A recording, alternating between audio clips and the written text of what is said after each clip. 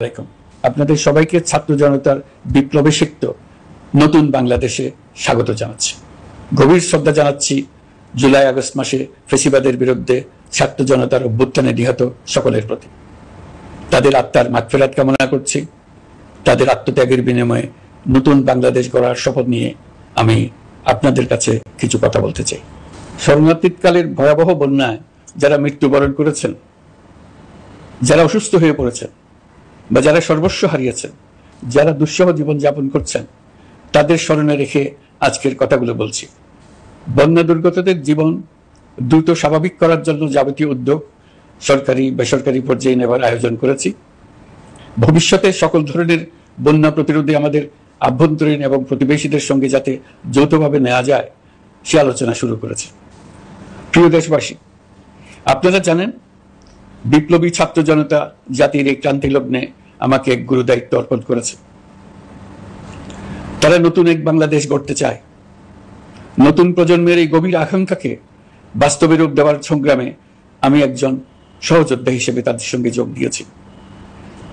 দেশের সকল বয়সের, সকল পেশার, সকল মতের, সকল ধর্মের সবাইকে বিনা দ্বিধায় এই সংগ্রামে যোগ দেওয়ার আহ্বান জানাচ্ছি। প্রিয় দেশবাসী, লক্ষ লক্ষ শহীদের রক্তের বিনিময়ে এবং লক্ষ লক্ষ মা বোনের আত্মদানের বিনিময়ে যে বাংলাদেশ আমরা পেয়েছিলাম তা ফেসিবাদ এবং স্বৈরাচারের হাতে ধ্বংস হয়ে গেছে। আপনারা দেখেছেন আমাদের প্রতিটি প্রতিষ্ঠানকে তারা কিভাবে শেষ করেছে। দেশের রন্ধ্রে রন্ধ্রে ঢুকে গেছে দুর্নীতি। এমন এক দেশে আমাদের দেশ রূপান্তরিত হয়েছে যেখানে স্বৈরাচারের পিয়নও দুর্নীতির মাধ্যমে 400 কোটি টাকার সম্পদ করার মতো অকল্পনীয় কাজ করে গেছে নির্বিবাদে। শিক্ষা খাতকে পঙ্গু করে দিয়েছে।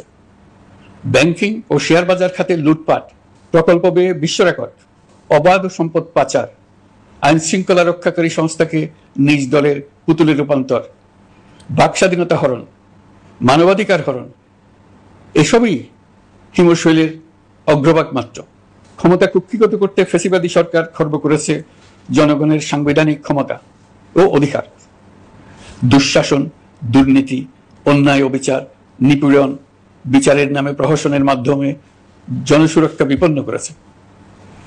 জনগণকে নির্যাতন, বঞ্চনা ও বৈষম্যের মুখোমুখি দাঁড় করিয়ে দিয়েছে। নতুন প্রজন্মের মানুষ সহ কোটি কোটি মানুষের ভোটাধিকারকে বছরের পর বছর হরণ করেছে। মানুষের এগিয়ে যাওয়ার পথে সকল ধরনের প্রতিবন্ধকতা তৈরি করে স্বৈরাচার তার নিজের, পরিবারের ও দলের কিছু মানুষের হাতে দেশের মালিকানা তুলে দিয়েছে। প্রিয় দেশবাসী, কিন্তু এই দ্বার প্রান্তে দাঁড়িয়েই আমাদের গড়তে হবে স্বপ্নের বাংলাদেশ। বৈষম্যহীন, শোষণহীন, কল্যাণময় এবং মুক্ত বাতাসের রাষ্ট্রের যে স্বপ্ন নিয়ে ছাত্র জনতা আন্দোলনে ঝাঁপিয়ে পড়েছিল, আমি তাদের সেই স্বপ্ন পূরণে অঙ্গীকারবদ্ধ। আপনাদের সবাইকে এই শুভলগ্নে তাদের স্বপ্ন পূরণে সমস্ত শক্তি নিয়ে এগিয়ে আসার আহ্বান জানাচ্ছি। তাদের স্বপ্ন আমাদের স্বপ্ন। জাতীয় জীবনে তরুণরা একটা মহা সুযোগ সৃষ্টি করে দিয়েছে। আমরা সবাইকে সুযোগ ব্যবহার করার কাজে এগিয়ে আসতে আহ্বান জানাচ্ছি। গণরস্যের মুখে ফেসিবাদী সরকার প্রধান দেশ ত্যাগ করার পর আমরা এমন একটি দেশ গড়তে চাই যেখানে প্রতিটি নাগরিকের মানবাধিকার থাকবে পুরোপুরি সুরক্ষিত। আমাদের লক্ষ্য একটাই, উদার, গণতান্ত্রিক, বৈষম্যহীন, অসাম্প্রদায়িক বাংলাদেশ। আমরা এক পরিবার, আমাদের এক লক্ষ্য।